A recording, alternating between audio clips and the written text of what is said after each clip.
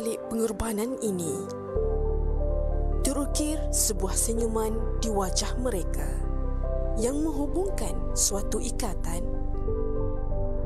mengeratkan segenap insan.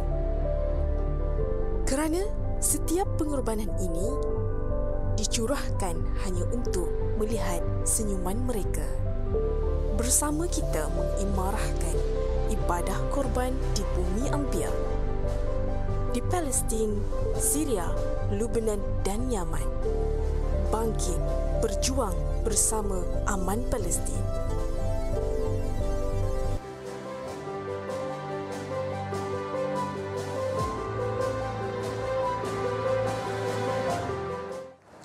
Allahumma salli ala Sayyidina Muhammad wa ala alihi. Alhamdulillah, kita masih lagi bersama-sama di Assalamualaikum. Dan subhanallah, kepada anda yang mungkin masih lagi belum membuat keputusan di mana nak melaksanakan ibadah korban anda, insya-Allah Aman Palestin ada menawarkan untuk anda melaksanakan ibadah korban di bumi Anbiya, yakni di Syria, Palestin dan juga Yaman. Dan subhanallah, untuk bercerita dengan lebih lanjut tentang perkongsian pada pagi ini, bersama-sama dengan saya di studio adalah ikon Aman Palestin, Ustaz Muhammad Fadil Yahya. Assalamualaikum Ustaz. Waalaikumsalam warahmatullahi taala. Alhamdulillah. Alhamdulillah. Kita duk cerita tak kita nak pasal hari Arafah, masya-Allah tabarakallah.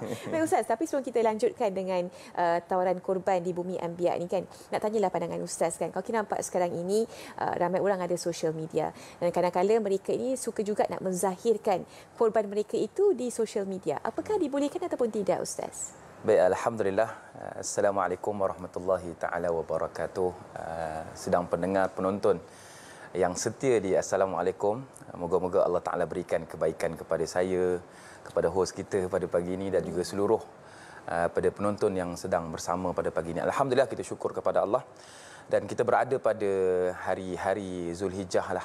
Moga-moga Allah Taala berikan kebaikan, limpahan rahmat, keberkatan dan juga seluruh kebaikan kepada kita dan keluarga kita dan juga kepada siapa yang melaksanakan ibadah korban pada tahun ini. InsyaAllah, bila sebut tentang dunia hari ini moden dan bila kita ada media sosial, macam-macam media sosial lah di lapangan-lapangan media ni, kadang-kadang kita nak sambut ialah beberapa hari lagi kita nak buat ibadah korban ataupun kita nak melaksanakan ibadah korban. Ada orang buat dalam negara, ada orang buat luar negara.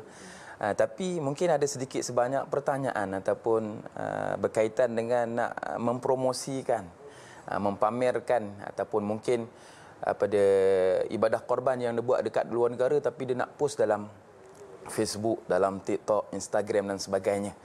Jadi saya boleh katakan saya letakkan dua kategori lah.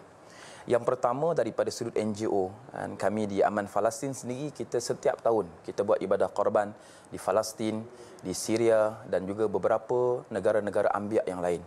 Bila kita buat promosi itu atas tujuan supaya kita membuktikan bahawa kita di NGO Aman Palestin ni segala amanah yang diberikan oleh rakyat Malaysia kepada kita, kita buktikan kepada media supaya kita tidak ada salah daripada sudut, dengan makna kata apa, tak ada penipuan lah.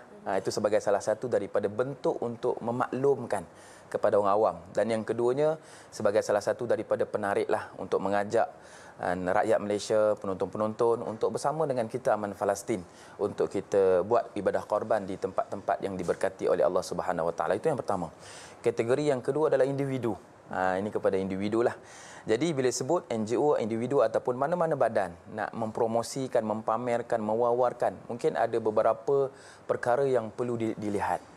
Yang pertama, kita sudah tahu dan pasti ibadah korban adalah salah satu daripada syiar di dalam agama Islam itu sendiri. Tapi bagi kita yang melaksanakan ibadah korban, iaitu mungkin individu, mungkin mana-manalah NGO ataupun tempat, pastikan pertama kita buat itu bertujuan. Sudah pastilah bila kita post ke media sosial, orang kata, oh riaknya kau buat ibadah.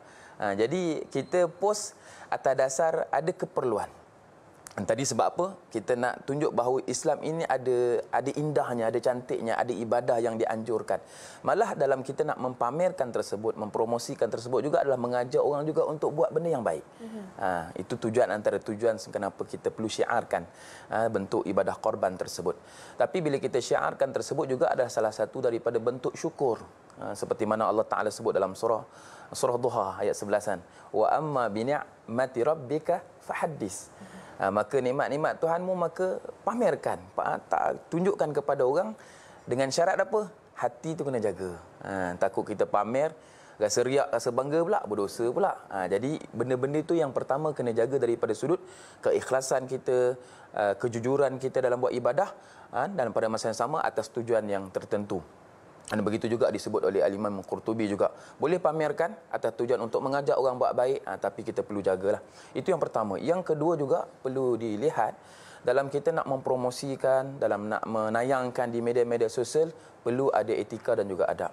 Kadang-kadang ialah bila ibadah korban ni orang sembelih, darah berpecik-pecik, orang tengok pun rasa macam rasa macam takut tengok video yang sembelih tiba-tiba pingsan pula. Jadi kalau kita nak tunjuk sebagai kita perlu ada etika dan juga adab. Janganlah post gambar-gambar yang tak sepatutnya, gambar kawan tu dah macam-macam dan sebagainya, elakkan. Dan yang ketiganya, supaya jangan adakan unsur-unsur provokasi dalam gambar tersebut. Sedangkan ulama sebut apa?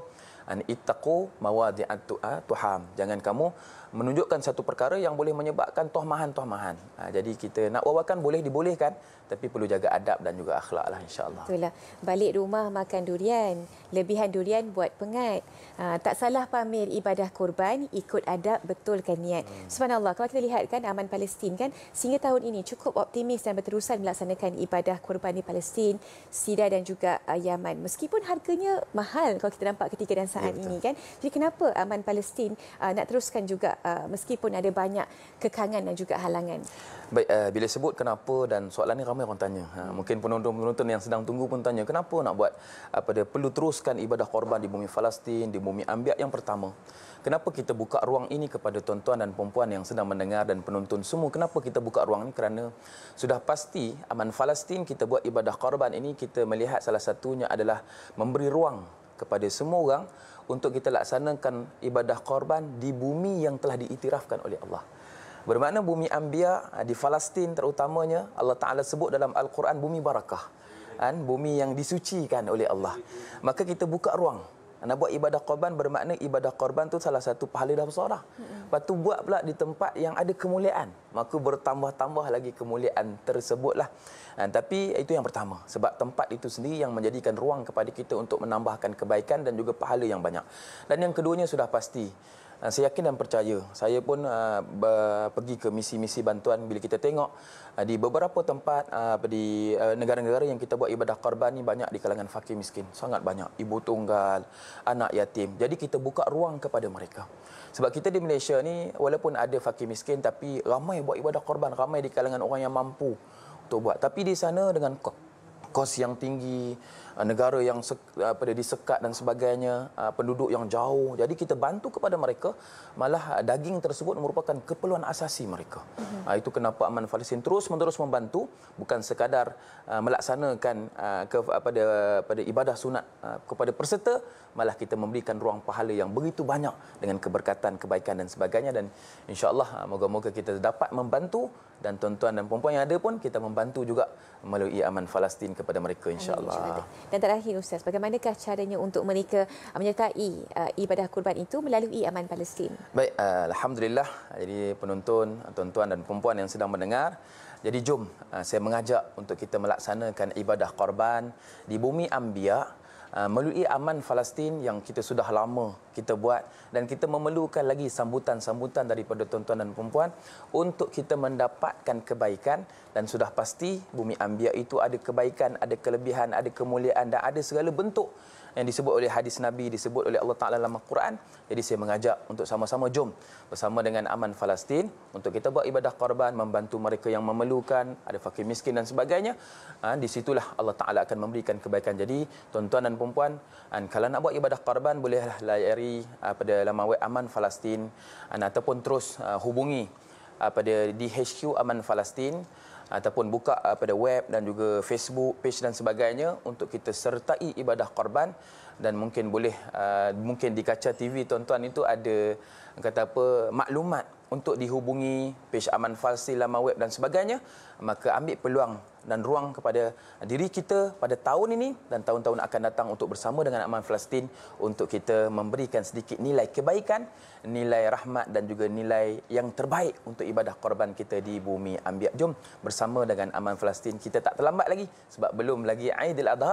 Jom sama-sama saya mengajak, insya-Allah moga-moga pahala Allah Taala berikan kepada kita dan insya-Allah moga-moga mendapat syurga.